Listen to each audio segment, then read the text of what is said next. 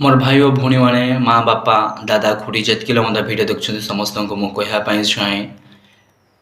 प्रिय लोक मैंने प्रेरित पुस्तक तार 14:8-9-10 यहपरी लेखा अच्छी जड़े खंज व्यक्ति जे कि मातृगर्भर खंज थिला से साउलंकर प्रचार शुणी प्रभुंकर वाक्य शुणी जिते साउल प्रचार करते से माने शुणिकी विश्वास करुला जे मु शुणा द्वारा कौन हे सुस्थ हो पारि बोली जितेबाला साउल तांकर मनर कथा जानिले आ पुणी कहले तमें कौन इच्छा करा तुम कर पुणी निजर पाद को साहस देकर कौन हो ठिया हुओ बोली कहवा द्वारा से व्यक्ति कौन होले ठिया हेबाकू लगिले पुणी से कौन सुस्थ हो गले। प्रिय लोक मैंने शुणा द्वारा सुस्थ हेबा कारण आम मान मध्य गोटे विश्वास रहा दरकार जेपरी प्रभुंर वाक्य शुणिले मु कौन हेबी सुस्थ हेबी। अनेक लोक मैंने अच्छा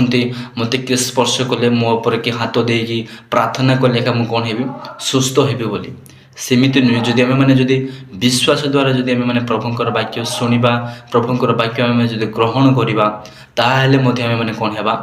सुस्थ हो पारिबा। आमेन।